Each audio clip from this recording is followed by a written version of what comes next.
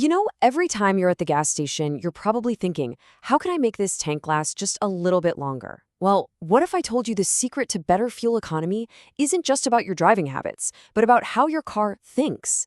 Today, we're going to dig into some really cool research that shows how a smarter AC can actually, seriously, cut your fuel bill. So, is your car's AC secretly a gas guzzler? The short answer? Oh yeah, absolutely. Look, we all love that blast of cold air on a hot day, right?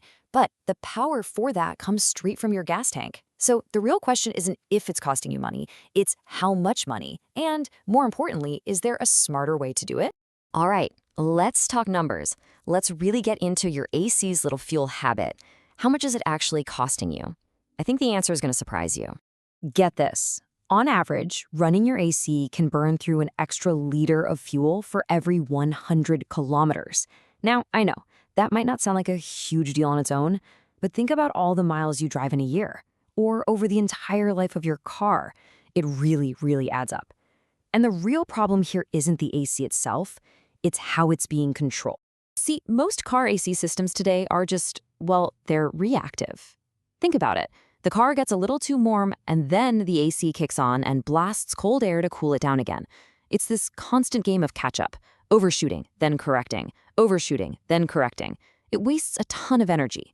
It's kind of like trying to keep a leaky bucket full by just chucking a gallon of water in it every few minutes. There's got to be a better way, right? And of course, there is a better way. And it's all about teaching the car's AC to, believe it or not, predict the future.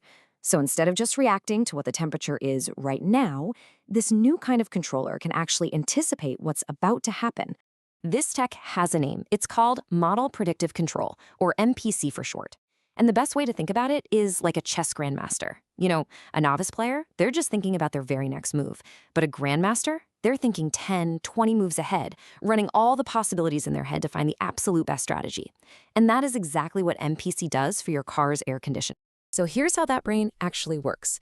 The MPC uses a digital twin, a perfect model of your AC system, to run these constant, super fast simulations. It's always asking, what if I do this? What if that happens? To predict how the temperature in your car is going to change. And based on all those predictions, it sends these tiny, super smart commands to the AC components, the body, making all these little adjustments ahead of time to keep you perfectly comfortable without wasting a single drop of fuel. Okay, so what makes this new MPC system so much better? Well, the researchers basically gave it a bigger toolbox. Instead of just one tool, it has 3 different levers it can pull to perfectly dial in both your comfort and the car's efficiency. So, your old system has pretty much one switch, compressor on or compressor off. That's it. But this new system, it's got 3 levers. It controls the compressor, sure. It also controls the speed of the condenser fan. And this is the big one. It controls the active grille shutters right at the front of the car. And trust me, that third one is a total game changer. By controlling those active grille shutters, you can think of them like the car's nostrils. The NBC can decide exactly how much air to let into the engine bay. Doesn't need a lot of cooling? Okay, open them up. But if it doesn't, it can close them, which makes the car sleeker, more aerodynamic, that reduces drag, and that saves even more fuel. It's this whole other layer of control that older systems just don't have. But this MPC's job is, well, it's not easy. It's constantly performing this really delicate balancing act between a few different goals that are all fighting with each other.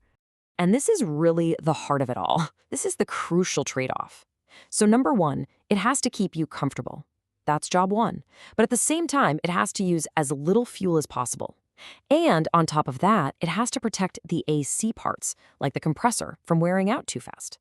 It's this incredibly complex puzzle that the system is solving literally every single second you're on the road. And you can see that trade-off right here in the data. So if you tell the system, hey, just protect the parts, it'll never switch the compressor off, but look at the energy used, almost 1,000 kilojoules. Okay, now let's say you go to the other extreme. Give me maximum fuel savings, I don't care about anything else. Well, it cycles the compressor on and off 16 times a minute. That is just brutal on the hardware, and for what? A tiny little bit of extra savings. The sweet spot, the magic, is right there in the middle, that balanced approach.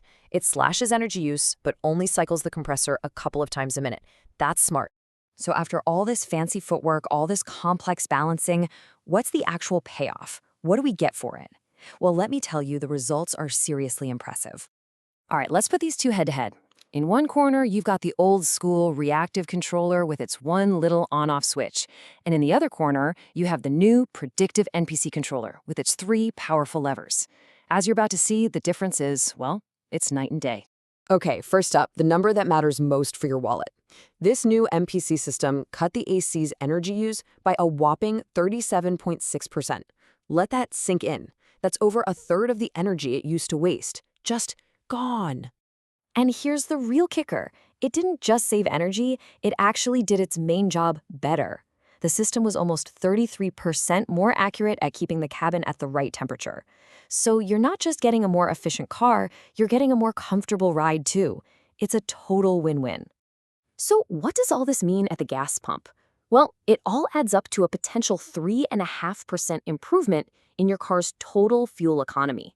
Now, I know, 3.5% might not sound like a life-changing number, but over a whole year of driving, that is real money back in your pocket, all from just making the AC a little bit smarter. And in the end, just like the researchers say, it really all comes down to a choice.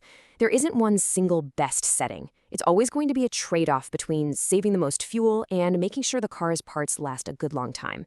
And the real beauty of this MPC system is that it gives car designers the power to fine-tune that balance, to hit whatever target they're aiming for. And that really leaves us with a much bigger question, doesn't it? I mean, if we can get these kinds of incredible savings just by rethinking something as simple as a car's AC, what other everyday systems out there are just waiting for a smarter brain? Think about it. From the thermostat in your house to entire city power grids, the potential for this kind of predictive, smart control is just massive.